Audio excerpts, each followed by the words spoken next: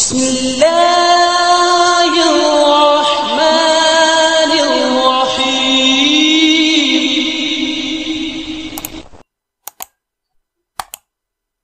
السلام علیکم۔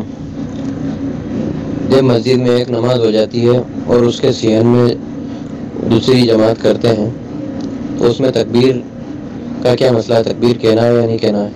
اگر کہہ دیں تو کیا مسئلہ ہے اور نہیں کہے تو کیا مسئلہ ہے؟ جی وعلیکم السلام ورحمۃ اللہ وبرکاتہ۔ ایسی مسجد جس میں امام اور مؤذن مقرر ہو، نمازی متعین اور معلوم ہو، نیز جماعت کے اوقات بھی متعین ہو اور 5 وقتہ نماز با جماعت ادا ہوتی ہو، ایسی مسجد میں ایک مرتبہ اذان اور اقامت کے ساتھ محلے والوں یا اہل مسجد کی جماعت کے ساتھ نماز ادا کر لینے کے بعد دوبارہ نماز کے لیے جماعت کرانا یہ مکروہ تحریمی ہے۔ دوسری جماعت کی وجہ سے لوگوں کے دلوں سے پہلی جماعت کی اہمیت و عظمت ختم ہو جائے گی اور اس سے پہلی جماعت کے افراد بھی کم ہو جائیں گے اور ہر ایک یہ سوچے گا کہ میں دوسری جماعت میں شریک ہو جاؤں گا، جبکہ شریعت مطہرہ میں جماعت کے ساتھ نماز پڑھنے کی بڑی فضیلت اور تاکید آئی ہے اور نماز کی جماعت میں کثرت بھی مطلوب ہے، جبکہ ایک سے زائد جماعت کرانے میں کثرت کے بجائے تفریق ہے۔ روایت میں آتا ہے کہ ایک مرتبہ رسول اللہ صلی اللہ علیہ وسلم 2 فریقوں کے درمیان صلح کے لیے تشریف لے گئے۔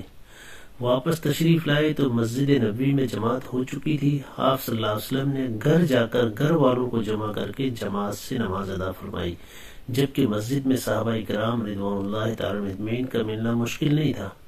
انہیں جمع کر کے دوسری جماعت کرائی جا سکتی تھی، لیکن ایسا آپ نے نہیں کیا۔ اس سے معلوم ہوا کہ اگر مسجد میں جماعت بلا کراہت تحریمی جائز ہوتی تو رسول اللہ صلی اللہ علیہ وسلم بیان جواز کے لیے کچھ صحابہ کرام کے ساتھ مسجد میں دوسری جماعت ادا فرماتے۔ تو اس طرح سے ایک مرتبہ جماعت ہو جانے کے بعد مسجد میں دوسری جماعت ادا کرنا یہ مکروہ تحریمی ہے۔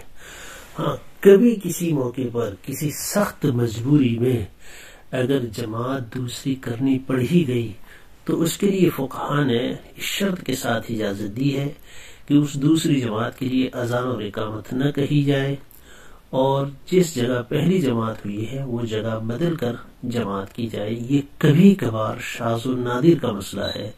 روزانہ اس طرح کرنا سخت ممنوع اور مکروہ تحریمی ہے۔ کفایت المفتی وغیرہ کے اندر تفصیل کے ساتھ یہ مسئلہ لکھا ہوا ہے، ملاحظہ کر سکتے ہیں۔